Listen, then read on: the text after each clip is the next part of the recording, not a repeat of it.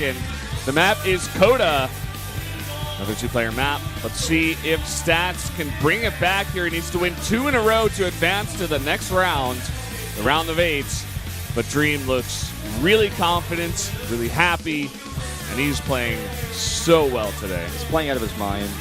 Really reminds me of his games he played against Stark in the Star League. But guys, let's go into this game. Let's see if Stats can bring it back. Or if Dream is going to close out the series on Coda. SK텔레콤 T1 Dream 조종혁 vs KT 로스터 스tats 김대영.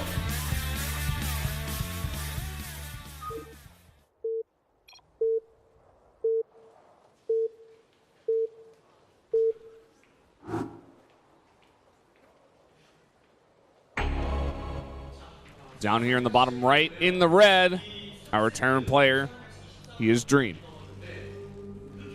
Dream. Up to the top left in yellow. Stats. Is this a dream? Is this just fantasy? That was earlier. No, it's Dream.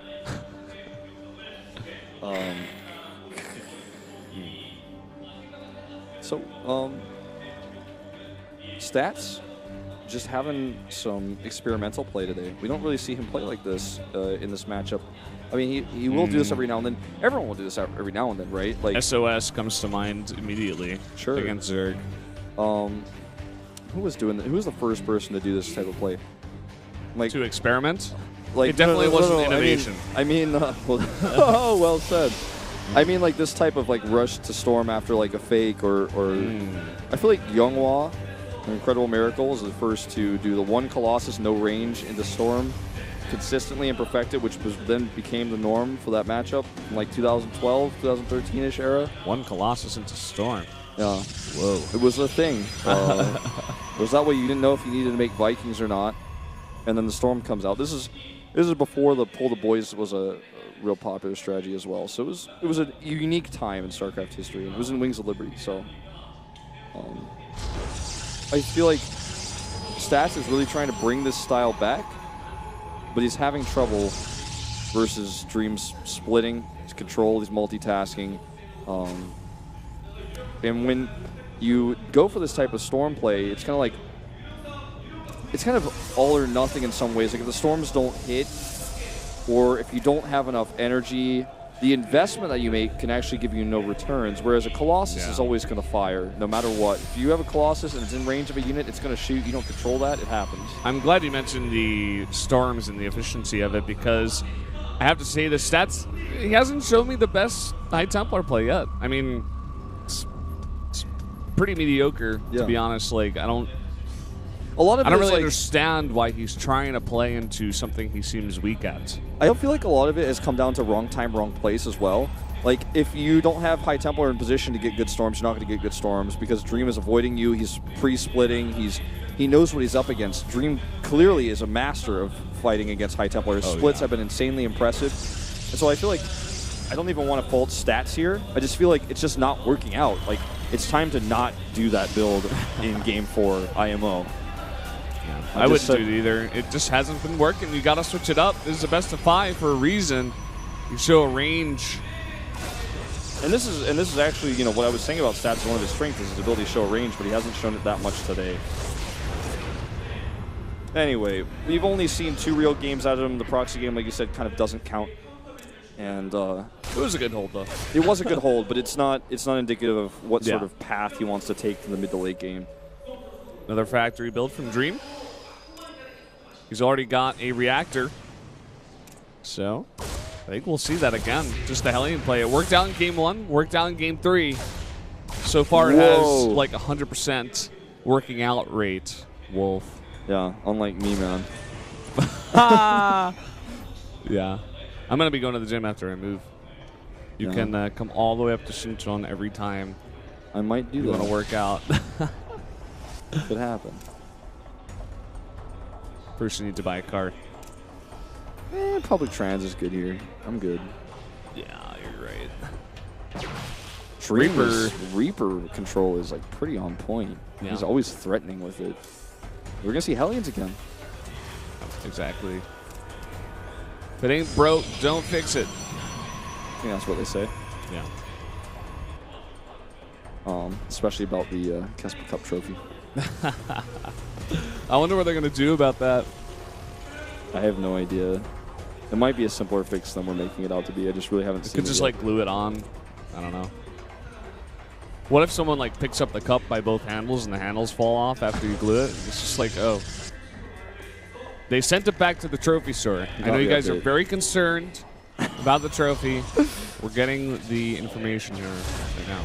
All right, let's see how many probes get killed here. If we can take the handles off stats here. 2. 2? Just 2. Maybe 3. Yeah, he gets 3. Not as much damage as the other games, but still some damage. It's because did the Reaper even ever go into the main? We didn't see it do anything. I didn't see that actually happen. That's why I think why that observer showed the main, that main was clean. I think the reason why this Hellions didn't do that much damage this time is because he didn't do it with a partner. Like, he didn't have the Reapers or a drop going in at the same time. And so Stats could focus his whole attention on that one location. And this time he only commits to 2 Hellions. Usually he did 4 and then switches into Widowmine drops, but this time just 2. Maybe just trying to mix it up slightly. Have the Widowmine drops hit a little bit faster before Stats has enough to deal with it. Here we go. Okay. Needs to pull. Oh my god, he's not pulling at all. He doesn't notice. He doesn't notice at all. 8 go down. And that's just the beginning, potentially, here. The observer's about to pop out. He'll be fine. I just remember the other observer was way out of position. Stats looks kind of pissed after that. I would be.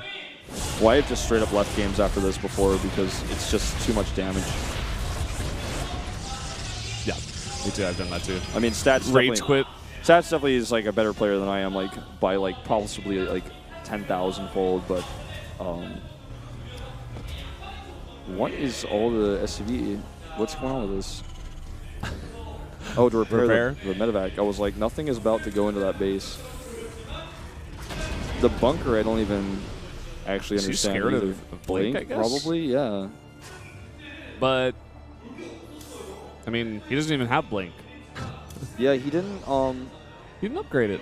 No, he didn't. He just now started. That might have been a mistake. I to be honest, I don't know how long this Twilight Council has been up because I was really focusing on that. There we go. But Stat seems a bit flustered, to be honest. As it is, though, I mean, we're going to see another medevac drop here. There's an observer and a ton of stalkers, and this even time a he knows. This time he sees it. Interesting little SCV. They're just hanging out. Maybe just to scout that third base, I guess. But I'm not even sure if he would take that third base.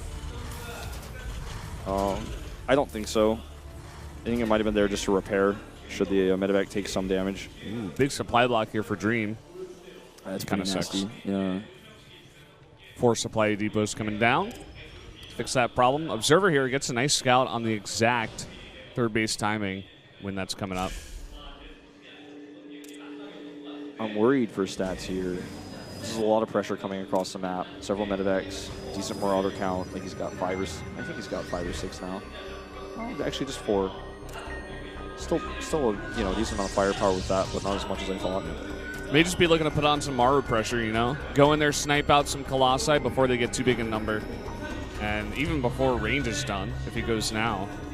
Stim is going to finish up, as well as +1. I think this is a great opportunity. This is a huge timing. Blink is about to finish up, as well as range, but not yet. Also the +1 attack for the Protoss, so... Here's the +1 first Dream. It's finished. And he's going in right now. Force Field's here, going to cut this army into pieces, though. And it buys him some time. He's even going to get that Widowmine. Nicely done. Pulls the Stalker back. Incredible control here from Stats. And he's got that Guardian Shield to help out. And he blinks again. Oh boy, he's going to go back, actually, and try to drop on these Colossi now. Yeah. And he's trying to get that Widowmine in on top as well. Snipes out one. Down, and he's actually going to take out a few of these Stalkers as well. Oh, look at that split. What? Oh. He split 6 Stalkers in a second. That wow. was insane. Insane. Well, this is still a trade that Dream, I think, got some pretty good value out of. I don't know if he should be sticking around this long, though. Actually, you know what? He's got more so reinforcements. scrappy right now. He's doing so much good damage, actually, it turns out. And he wants to protect these Widow Mines. Look at that Viper. He drops the Marauders into the Medivacs and picks them back up. Really nice. Seems like finally these gateways have been powered up here for Dream. He's getting 5 Warpins at a row. He's got those Colossi coming out one by one. And if he can reach a critical mass, he will be okay. But Dream is looking to put on the pressure in the main base. Oh, there's a cannon there. Gonna be tough to get any damage done. Could come and drop those Widow Mines on the right side here. That's exactly what he's gonna do, right on top of those Colossi. Kind of missed their spot, though. Yeah, but still, he's just being so efficient here with every single unit he's killing. He's doing more than he's losing, and he's got the third base to back this all up. That is true. I really, really like Dream's position here. He's got Viking production on the way. He's cut down this Colossus count so much. There is 1 Stalker. It may not even matter at this point. Dream is just taking amazing trades over and over and over again.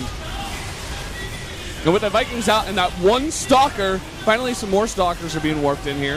The Vikings just still doing so much damage. So much hesitation here for stats. Manor CC queued up. I love it. There goes the Viking land. I'm a Dream fan. Me too, man. Always since the beginning.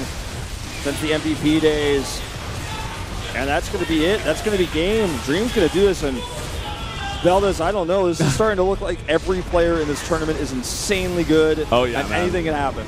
They had to go through another huge qualifier to get into this as well. There were some seeds.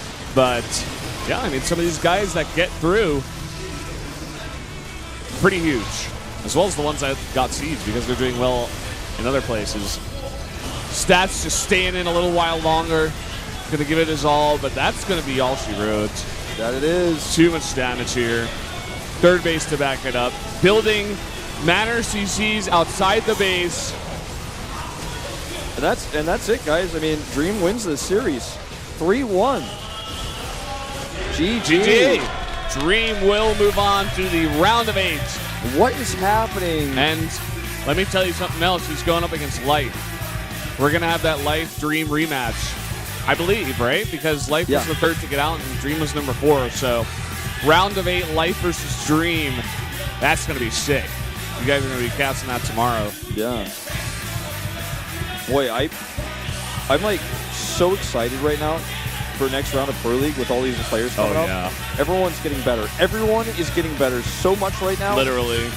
And I hope Fantasy joins a team, or not joins a team, but like you said, partners with one.